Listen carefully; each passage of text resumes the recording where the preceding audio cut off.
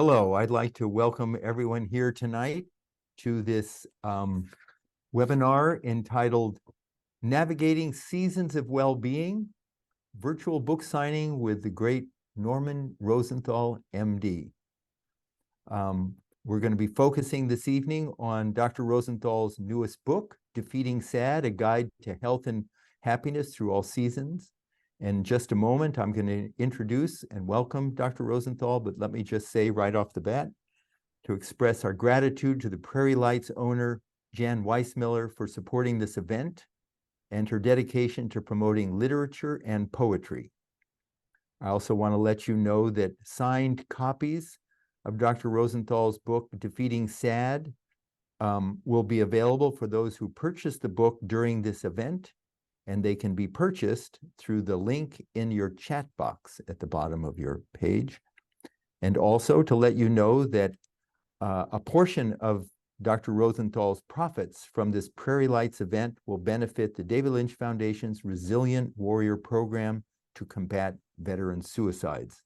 In just a moment, I'm going to let you know how you can submit questions for Dr. Rosenthal, but let me get right to introducing the good doctor. Dr. Rosenthal is a world-renowned psychiatrist and best-selling author who first described seasonal affective disorder, or SAD, and pioneered the use of light therapy as treatment during his time at the National Institute of Mental Health. A prolific researcher and writer, he has written more than 300 scholarly articles and authored or co-authored 10 popular books. These include Poetry RX, the New York Times bestseller Transcendence, and the national bestsellers The Gift of Adversity and Supermind. So Dr. Rosenthal, before we begin with a lot of questions, do you have any opening comments, anything you'd like to say? Well, firstly, I would like to thank Prairie Lights for hosting us. These independent booksellers are gems that we don't want to see disappear, and they won't. So we're happy to be here and happy they're supporting us, and we would like to support them as well. So I would just like to say, before your comment on Prairie Lights, and that I have been all over the world and been to many bookstores all over the country, and I have to say, Prairie Lights in Iowa City is at the top. So anything we can do to support Jan and Prairie Lights, I am all on board. So, Dr. Rosenthal, first of all, if the people watching have questions, you can submit the questions at the bottom of your Zoom page. There's a Q&A button, so you can submit questions or comments there. But I think we should just start right off the bat with just some definitions of terms.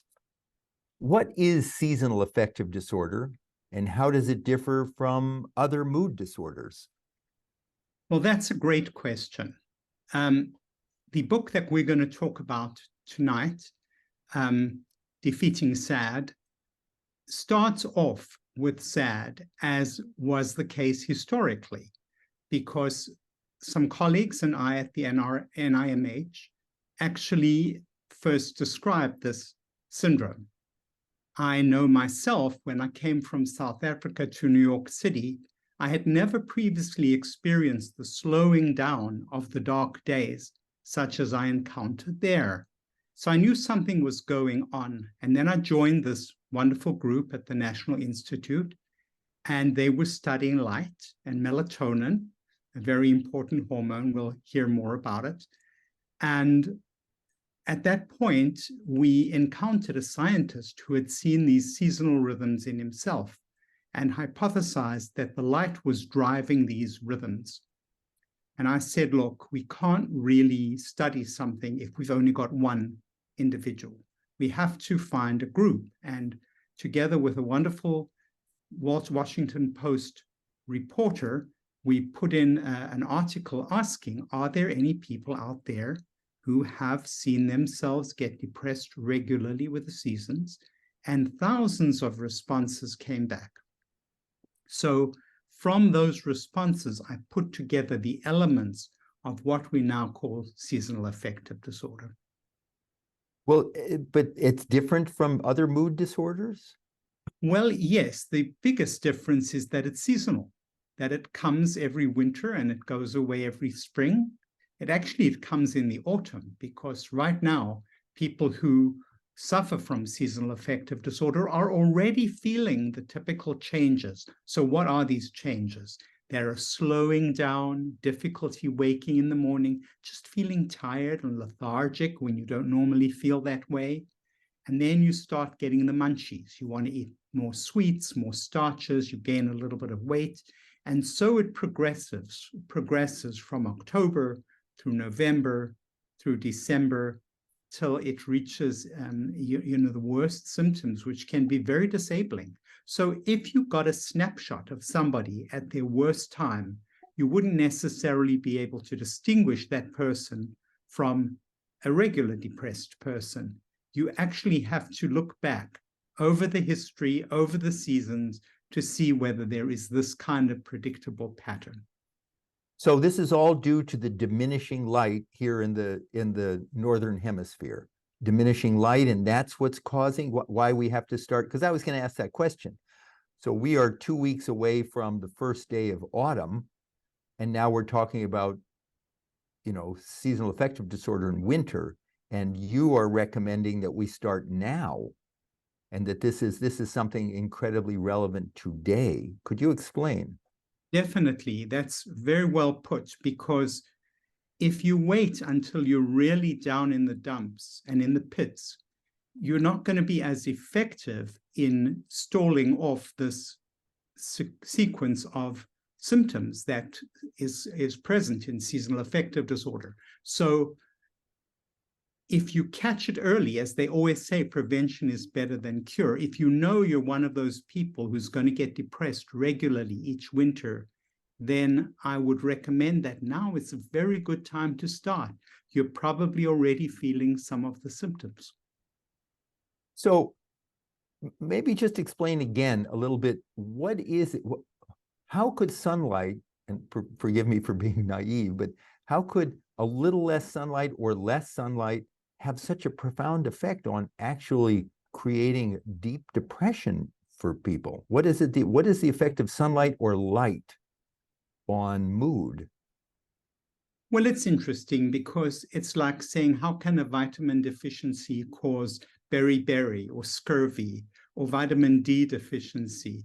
How can just a little vitamin that you're missing cause all these troubles? And so it is that we found that light is actually like a nutrient. You actually need it for toning your mind properly. It is so important biologically to the timing of our waking and our sleeping, and yes, our mood. In fact, researchers have recently discovered that there's a direct connection between the retinas of the eyes and a special part of the brain, which is turning out to be a mood center. And the light has the effects on nerve pathways that go directly from the eyes and immediately register that feeling.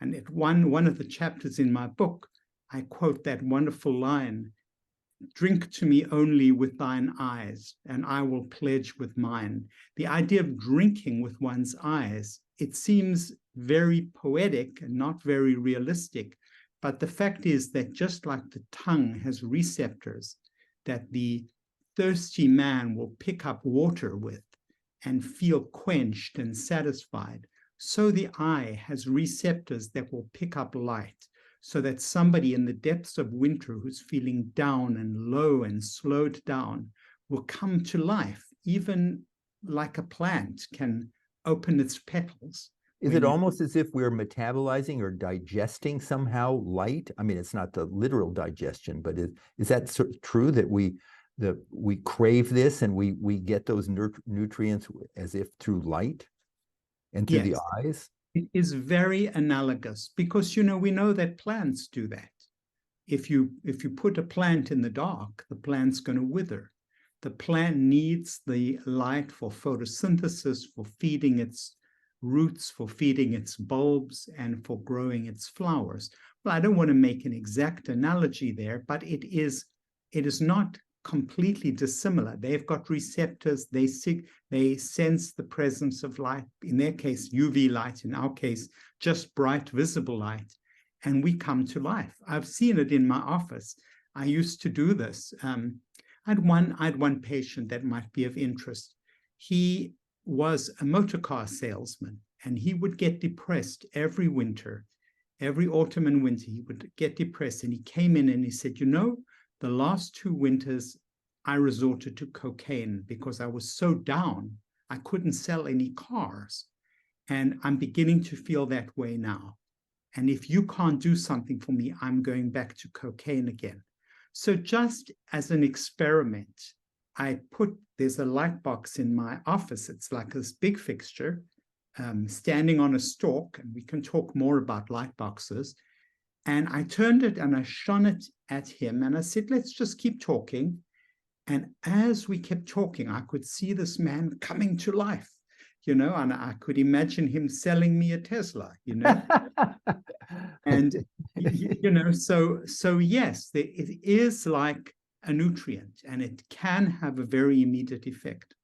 I do want to talk more about light boxes in a little bit, but I just want to mention one thing. I don't understand sunlight with vitamin D and everything we know it's sunlight. And now you can get the same nutrients, the same effect from light box? Well, as if artificial light? It's more complicated, and I'll tell you why. Because nature is redundant. So if something is very important to an organism, then there are many different routes by which that entity acts or activates the organism. So we have found, for example, that we need certain elements in sunlight. Sunlight causes vitamin D synthesis in the skin. And sunlight can actually affect your mood through an endogenous opiate-like substance called beta endorphin.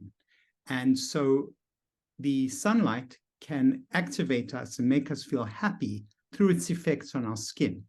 However, in a completely separate way, non-ultraviolet light, just regular light, acting on our eyes can also make us feel better, and it has nothing to do with vitamin D. So these are two very separate pathways by which this important nutrient, namely light, can have a powerful effect on our mood.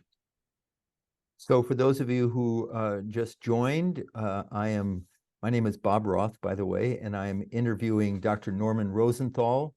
The title of this discussion is Navigating Seasons of Well-Being. It's a virtual book signing with Dr. Rosenthal, and we are talking about Dr. Rosenthal's newest book, Defeating SAD, A Guide to Health and Happiness Through All Seasons.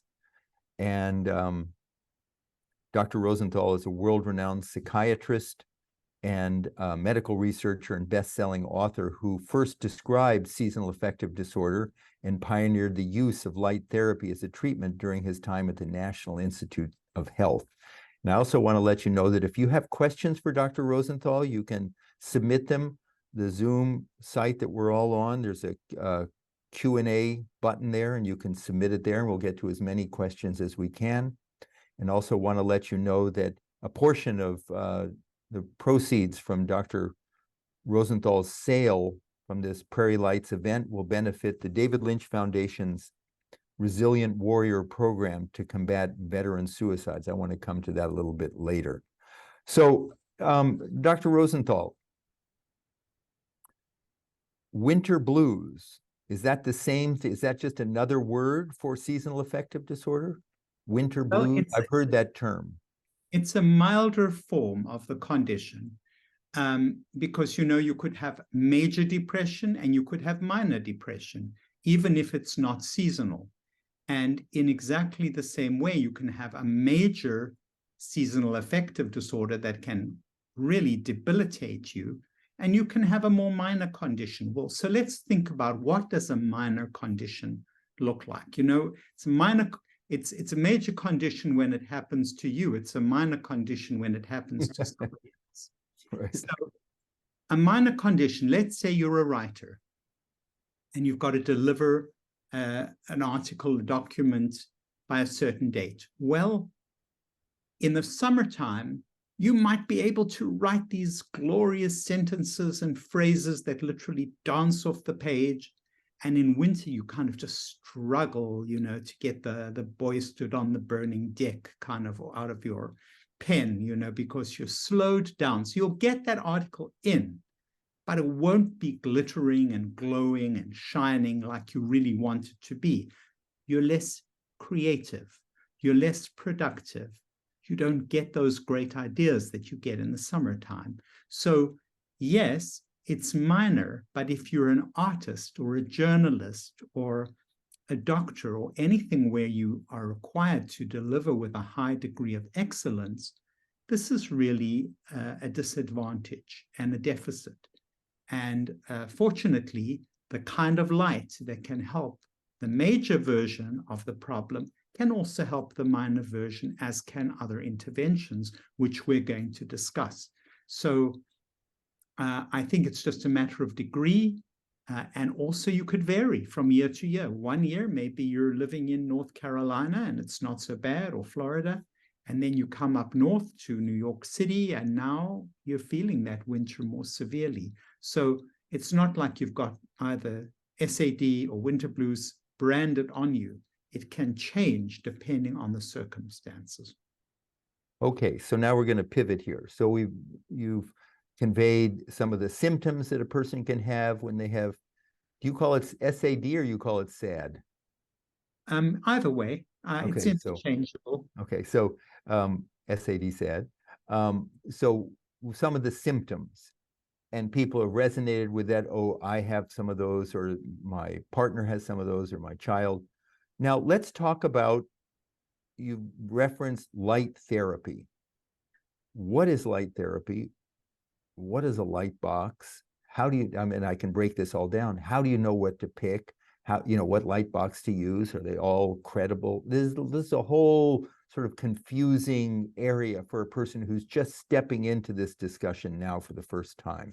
So if you could talk about light therapy and how is it used to treat SAD? Well, thank you, because we've done many years of work to try and pin down what kind of light do you need to get a therapeutic response.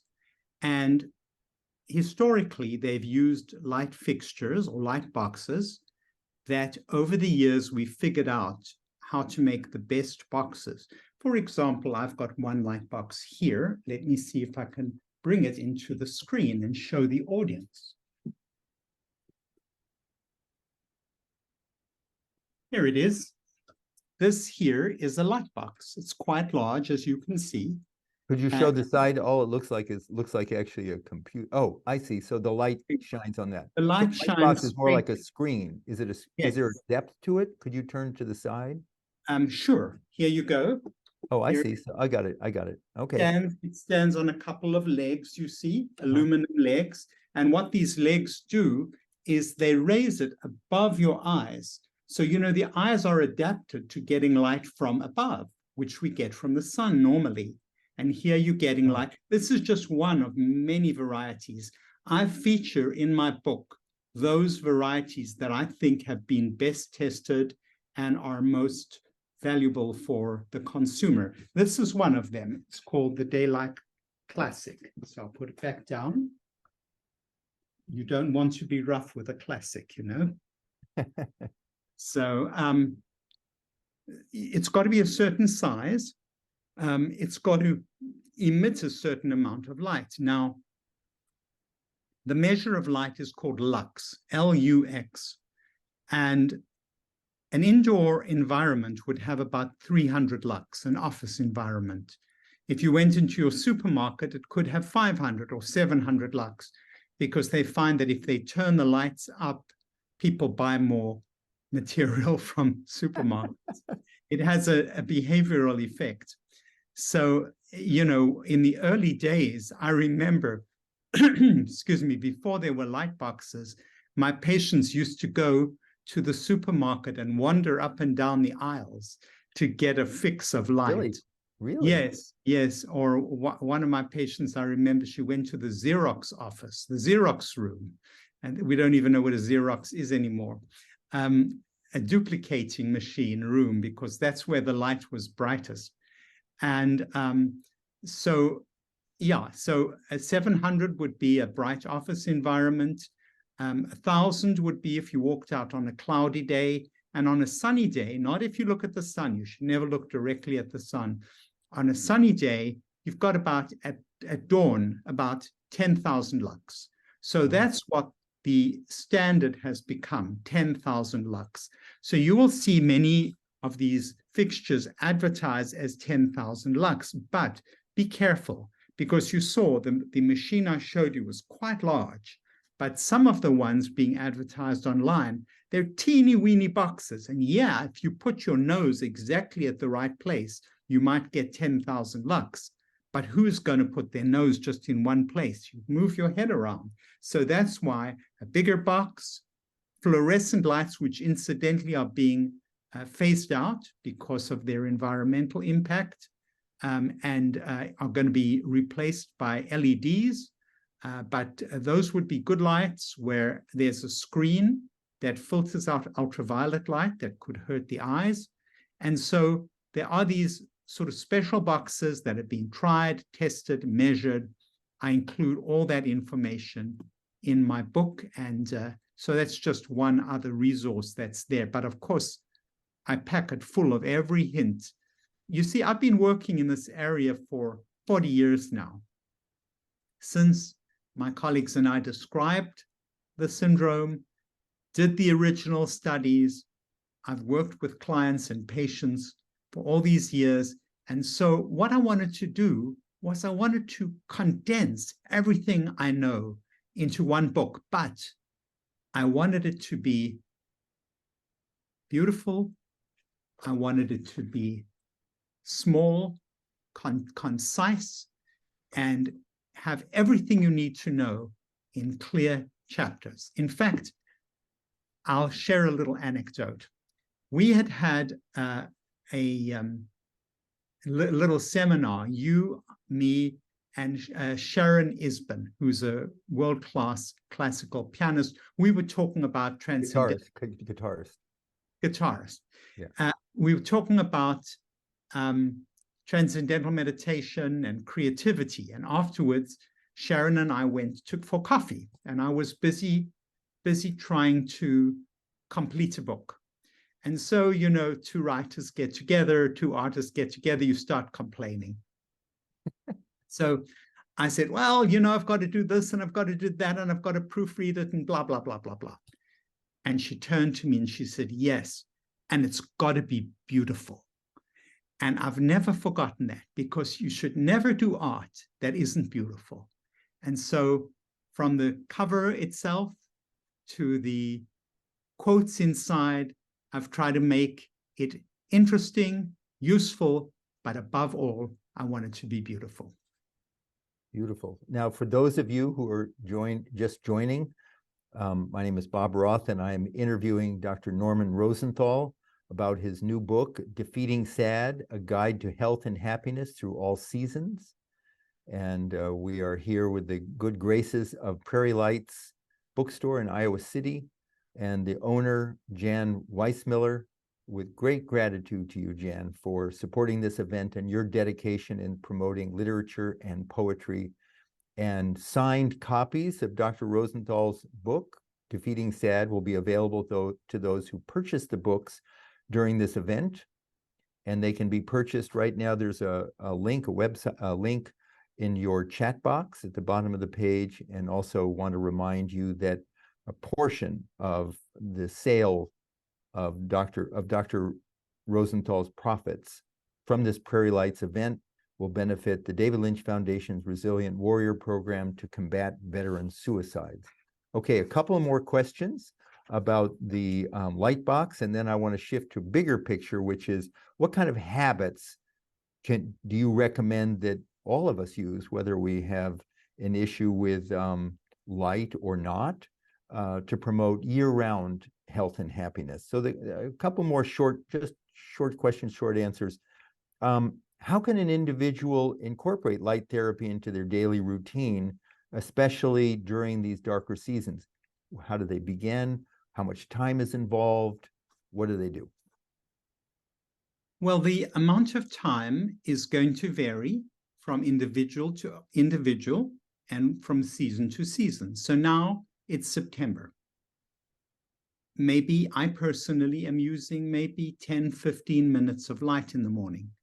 By the time we get into the middle of December or late December, I will be doing 45 minutes of light per day, one way or the other. I have them scattered around my house. The other thing is, don't forget that light can come from other sources as well. Going for a walk on a bright winter day, looking up at the sky, you're going to get plenty of light. So now you're combining one very important habit, exercise, with light. You're getting exercise plus light. Now maybe you go up a hill, so you get the intermittent high intensity exercise, which is supposed to be very healthy for you. So you're getting exercise with high intensity going up to the hill.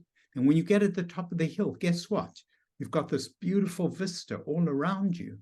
And so you're getting a full sweep of light. So combining good habits with good light is a nice way to go. And don't forget, light can be blocked in a number of ways. You know those hedges that have grown up around your windows? Trim them. Or that layer of grime that's come on over the summertime? Wipe it clean. And there are many, many ways. Skylights, various devices can all bring more light into your life. I should mention a very ingenious line of research that has led to the development of various kinds of instruments called wake-up lights or dawn simulators. These are small lights like this that are on an alarm system that slowly turns them on at a pre-designated time. And so even though you're asleep and your eyes are shut, so potent is the power of that dawn pulse that you can get an antidepressant effect even while you're sleeping. So say that again. So many... Say that again. What that is? So here I'm fast asleep. My eyes are shut. The light is coming on gradually. And even though my eyes are shut, and even though the amount of light is not nearly as much as from a light box, enough is coming in because the eyes are so sensitive at dawn. We've evolved, as have other animals, to detect the dawn's early light. The early bird catches the worm, and the worm knows it. So the early worm had better be up and about so that it doesn't get caught by the early bird. So the nature is geared. You have to be the earlier worm. The earliest worm. Yeah, it doesn't get caught by the early bird. No, so I have another question then. Is there anything to be concerned? Should a person be concerned about light therapy? Any side effects? Can you use a light box too much? Great question. You know, anything that is effective is going to have side effects. It's almost never that you don't get side effects. So you could get irritability if you overdo it. Eye strain, headache, those would be more of the more common ones. Now, how do you know when you've had enough? Well, I would say to those out there who drink coffee or tea, how do you know when you've had enough? You just feel it. You get that irritable feeling. You've had, quotes, one too many. And so I say to people, you've got an internal light meter, an internal structure that measures the light somehow, and listen to it. If it's telling you've had too much, you probably have. Cool it. Leave it off, because you could overactivate yourself. Especially, incidentally, if you've got bipolar disorder, then you can activate the manic side of that disorder. Now, tell me what your book is going to. First of all, I just have to say, and I'm getting it is an excellent book, and I personally like. I think Dr. Rosenthal is an incredibly accessible author. You're an incredibly accessible author. You take very complicated, as you're hearing now, the people watching this, very complicated ideas, scientific ideas, and make it very accessible and understandable for the common layperson, and also very satisfying for the experts as well. And I also like that it's short. You mentioned that because people don't have much time. But now, what are they going to get when they read Defeating SAD? Are they going to, these ideas you're bringing out, you elaborate on them? Is there some way of finding out recommendations or guidelines for the right light therapy devices? You mentioned something that you cited. So tell me what this book is. It like a manual, a companion manual to what you've been talking about? Well, yes. First, I would like to read a quote right at the beginning, at the introduction, by the famous author Albert Camus, because it really articulates the whole goal of the book. In the midst of winter, I found there was within me an invincible summer, and that makes me happy, for it says that no matter how hard the world pushes against me, within me there's something stronger, something better, pushing right back. So that's the theme, defeating SAD. It's a very active concept. I had for many years written a book called Winter Blues that went through several editions. And so one might ask, why a new book? Because my whole view of this problem has changed from the passive title of Winter Blues to the active title of Defeating SAD, because it's not about what's getting us down. It's about how we react to it and fend it off ahead of time. So to answer your question as to what's in the book, let me just go through the chapter headings. What is SAD? What is the winter blues? How do you measure it? What are the causes of SAD and the winter blues? Because there are three main causes. We've talked about one, which is the deprivation of light. And the second one is your genetics, which right now we can't do something about, but in the future maybe we will. And the third one is stress. So I've said that this is like a three-legged stool. If any of those one legs is problematic, the whole stool can fall down. So you, as I say, you can't do anything about your genetics right now, but you can fix the light situation, you can fix the stress situation. That's where TM comes in, because TM is a major stress-busting exercise. And so I do have a section here on meditation, on exercise, on what I call foundational habits. As you know, because we've been on this track together for maybe 17 years now, I had learned my TM, Transcendental Meditation, when I was in my 20s at medical school. And then I neglected it for 35 years until a patient directed me to this gentleman who's sitting across the way from me, who refreshed my technique, and I haven't looked back. It's a powerful foundational exercise. So in conjunction with something specific like light therapy, foundational exercises will see you through these tricky seasons. How common is SAD? Where do I begin? Look at the big picture. In the big picture, I quote, one of my favorite quotes is by the Greek poet Archilochos, who said, "The fox has many tricks, but the porcupine has one big trick." So that's how, when you have seasonal affective disorder, you've got to be like a porcupine with a big trick, that's the light therapy, and the fox with many, many tricks, because there are many, many things that you can combine. That's what I've done in this book. I've combined these tricks, and I'm happy to tell you more about any of them that you're interested in. Well, and you do it in the book. When you said the thing about defeating SAD, you know, this internal thing, not to be passive, but to defeat SAD, that was my first thought. Well, does meditation have a role in helping a person defeat SAD so they're not a victim? Absolutely, because you can come back from work, you can have had such a stressful day, you could feel defeated, and you sit down and you close your eyes, and you do as you've been taught by way of thinking the mantra, and it's like you've disappeared into another world, and the stress can just kind of shed off you in an amazing way. And so now you don't feel so defeated. You feel, wait a sec, I can do this.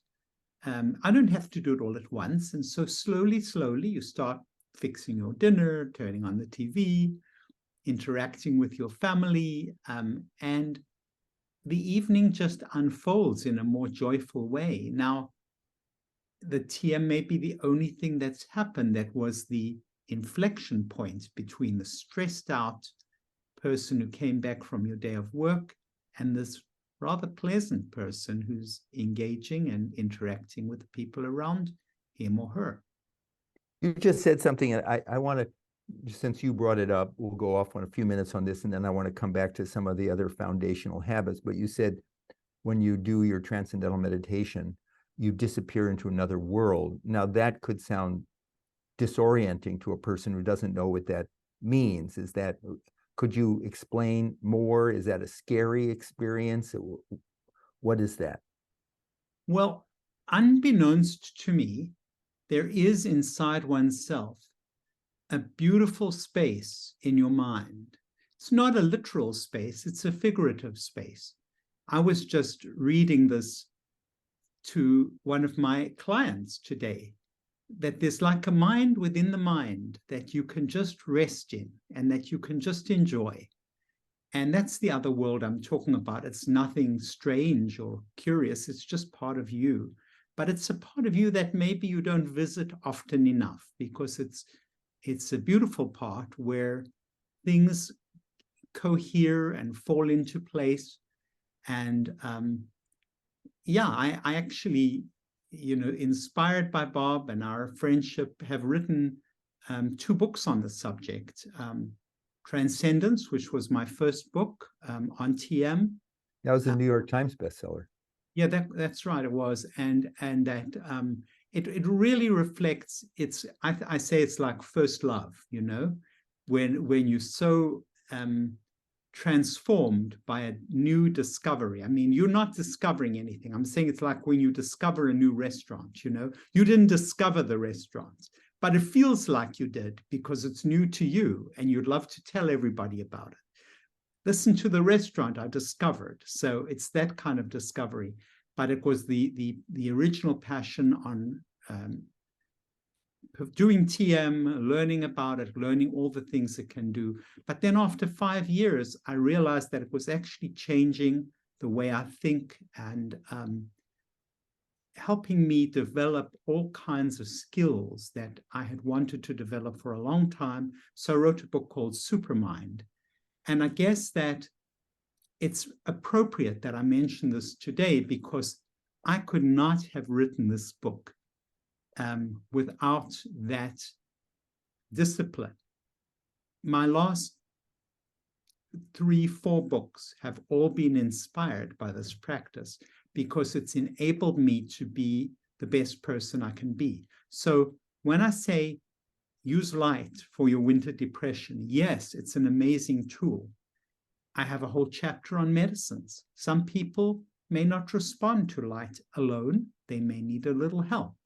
I've got something on exercise, on the need for sleep and good nutrition. These, as I say, are foundational habits. But TM is another one of those habits. And I recommend that the more of these habits you can acquire and develop, I would wager the happier your life will become. So here's a question that came in. Can you provide examples about how these habits have positively impacted individuals dealing with SAD or seasonal mood variations? Yes, I can definitely do that. When I've recommended people that they get a trainer, maybe, if they're not disciplined themselves enough to exercise, and they start exercising, they start going out, they start lifting weights, not like competitive lifting, but just things that are heavier than you would normally pick up in your normal life. Both the aerobic effects and the strength training, the resistance exercises, have been shown in multiple studies to be antidepressant. And there's nothing about seasonal affective disorder which won't respond to the things that will help regular depression. So exercise, especially outdoors. I've got one person in this book whom I've called Alistair. I just made that name up. And I said, is it okay if I call you Alistair in the book? He said, yeah, that's a nice name. Go ahead. So he would come to me once a year. He's a fellow physician, so he's very good and he's already very well treated. But each year he comes to me and says, it's not quite right yet. Can you give me another tip? Can you give me another stratagem? And so I said one year, you must exercise, but you must do it outside so that you can benefit from the ambient light plus the aerobic effects, etc. So the next year came to me and he said, that single trick that you gave me last year, that's made all the difference to me through this last winter. So there's a case of one foundational habit that I gave him. I mean, I didn't give it to him. I gave him the clue. I pointed the direction, and it made such a big difference. You never know which one is going to make the biggest difference. Here's another question. Can SAD go along or like a comorbidity with other mental health conditions? Definitely. There's nothing about these mental health conditions that means that they cannot coexist. So yes, you can have SAD and you can be very anxious. You can have an anxiety disorder. You can have SAD and you can have anything, really. But I would like, when we get a chance, I would like to tell you a little bit about cognitive behavior therapy for SAD. Right now. Okay. So there's the ABC of cognitive behavior therapy. Well, firstly, with SAD, behavior is so important. Imagine that every morning you're in your bedroom, your curtains are shut, your covers are over your head, and you can't wake up out of bed, so you pull the covers further over your head. That is a behavior that's going to make the SAD worse, guarantee you. So let's say instead you leave the curtains open, you put up the blind a little bit, you don't put the covers over your head, and you've got a light coming on next to you. That's behavioral. Just doing that, passively doing that, you don't have to do anything else, is already going to help you. So that's behavior. But then let's look at cognitive. What do we mean by cognitive? Well, there's a little acronym, ABC. People who get depressed have an antecedent event that triggers a belief, that triggers a mood, a consequence. So let's say you call somebody up to ask them on a date. That's a favorite example. And the person says to you, no, thank you. Thank you for calling, but I'm not available. Okay. Put down the phone. You've got many ways to process that. But one way, which is in line with being depressed, is to say, she, he, they just may not like me. And come to think of it, I don't think anybody likes me. I think I'm unlovable. And that makes me very, very sad. So they come into your office, they come into my office, and they tell me the story. So there are many things that you can do. And when you're depressed, you have many of these feelings. People don't like me. People don't want to have anything to do with me. People are accusing me of things that behind my back, whatever. And so there are ways of challenging these thoughts. Aaron Beck, one of the modern founders of cognitive behavior therapy, said, there's always more to the surface than meets the eye. So you don't have to dig deep into your distant past. You can ask yourself, is there any other reason why this person might not have been available? Well, I guess. Okay, so tell me. Well, they may be involved with somebody else. They may have a sore tooth. They may have another date on that occasion. Maybe they, or even though if they didn't like you, maybe somebody else would like you. Why are you concluding that nobody will ever like you? And in fact, one of the forerunners of this type of therapy was Albert Ellis. And he must have worried that people, that women particularly, wouldn't talk with him. So he said, all right, look, I don't know that for a fact. I'm going to sit in the park, somewhere in New York, I don't know which park, and I'm going to talk with 100 women. I'm going to approach 100 women to start a conversation with, and let me see what happens. Well, 30 of them were willing to engage in a conversation. The other 70, not so much. So he said, okay, well, it's not everybody. It's only 70% of people who don't want to converse with me. And after all, I was a stranger. And but a number of people did. And so, he put it to the test. He challenged his distorted thinking. And that's what cognitive therapy encourages you to do. We have a few more minutes before we close, but I want to remind everyone that Dr. Rosenthal has written an extraordinary book, Defeating SAD.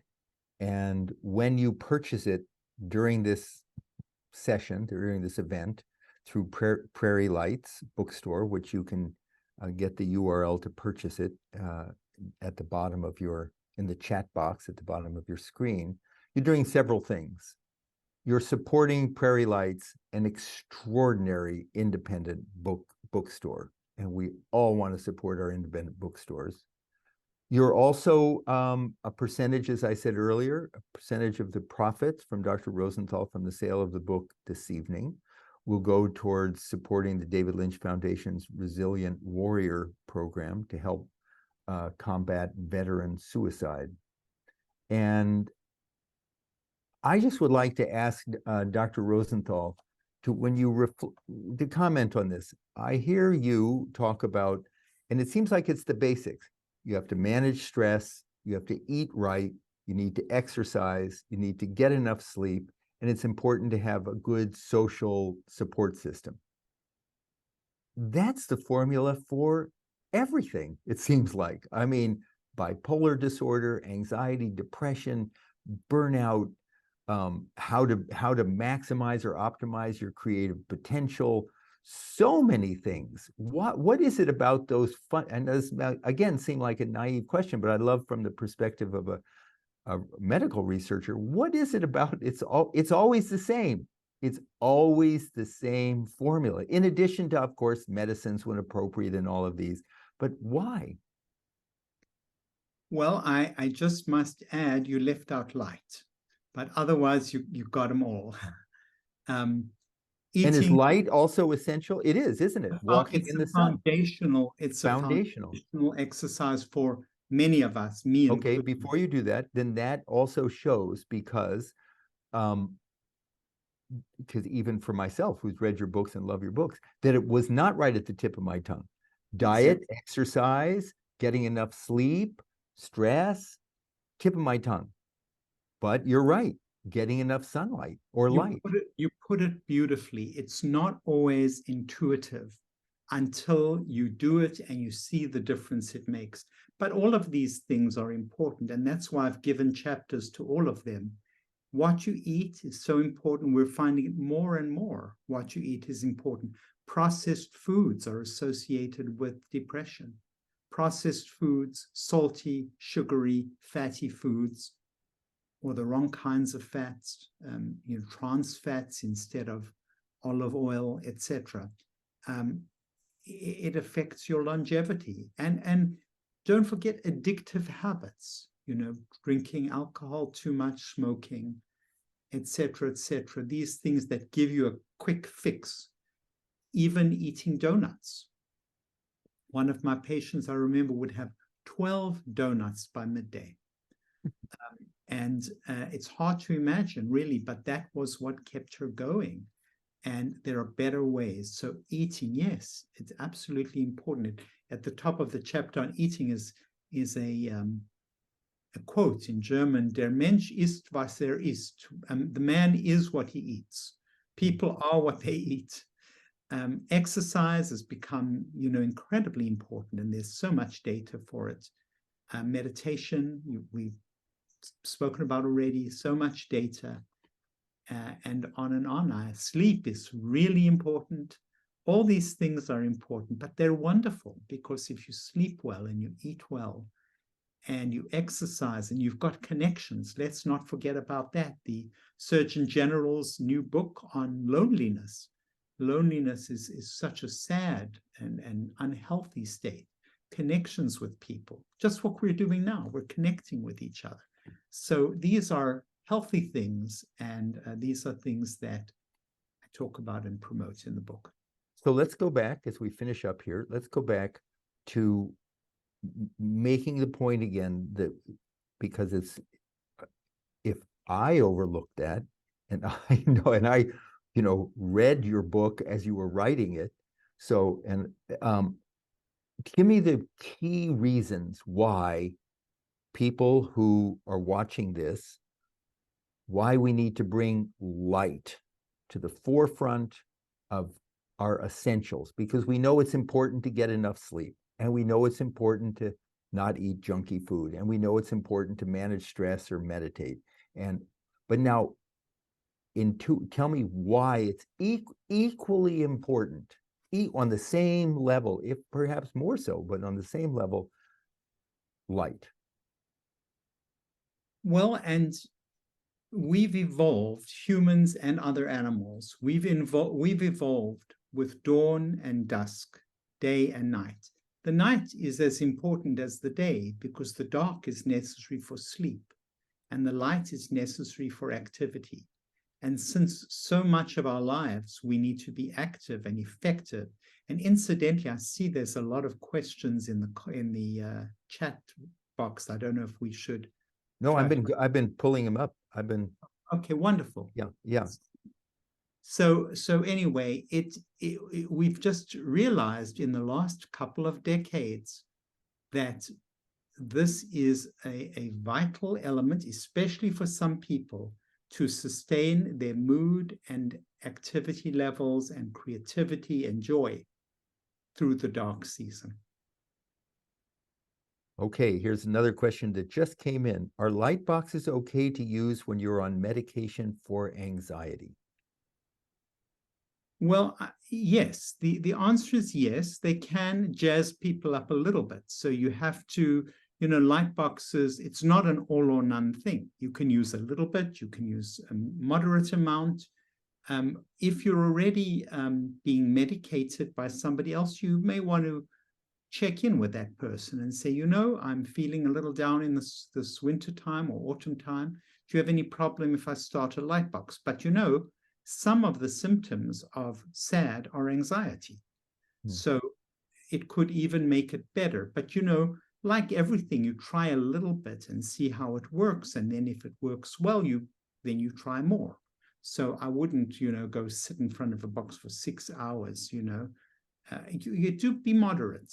In all ways, be moderate, and you'll be rewarded.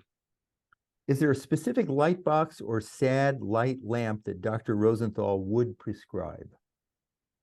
Well, I don't want to just pick out one box, because there's several. I showed you one, which was the Daylight Classic here on my desk. But in the book, it'll show you diagrams and describe these boxes to you. Some people might like a very small box, like a tablet or an iPad size. So, it all depends how much space do you have. Do you want to be able to cart it around? Do you want to be able to travel with it?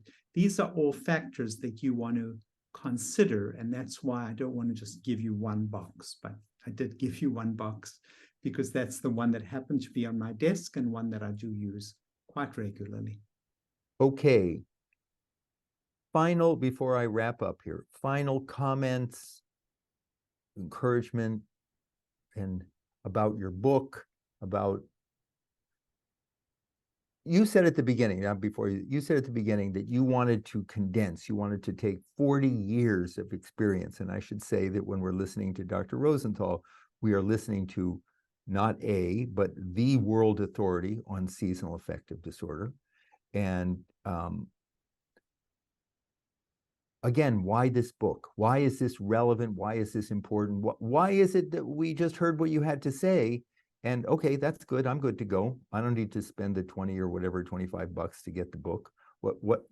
Why?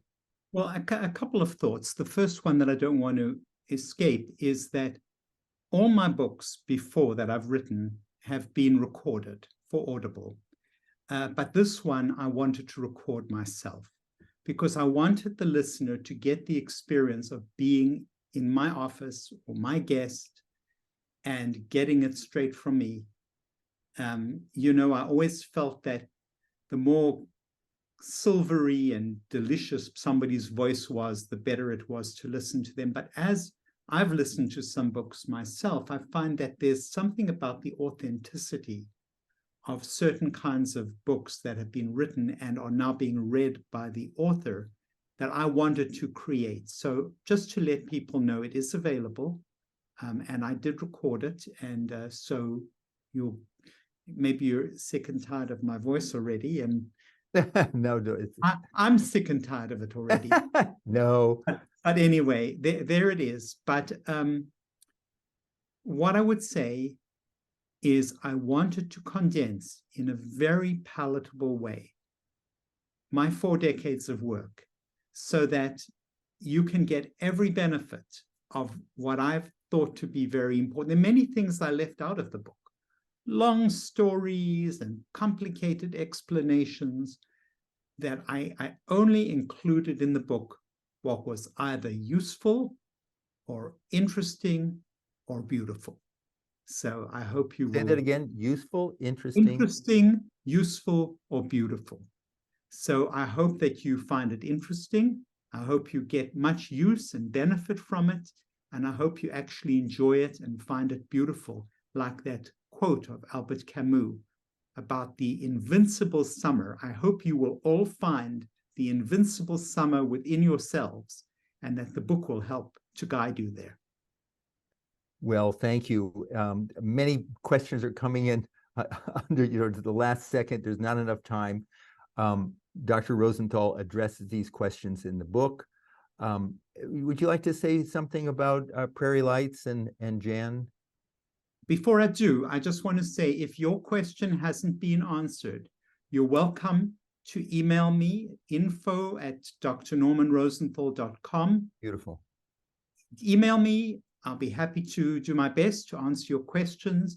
And it is only fitting that we thank Jan Weissmuller, poet in her own right, author herself, and the avatar of this beautiful bookstore for her hospitality and for hosting us as we have done before. It's always a pleasure. And I look forward to being in Iowa City myself and visiting the bookstore in person. Thank you. So thank you very much, Dr. Rosenthal. And again, to purchase the book, a signed copy, you can go to the chat box and there's a link there for purchasing, and that will support Prairie Lights.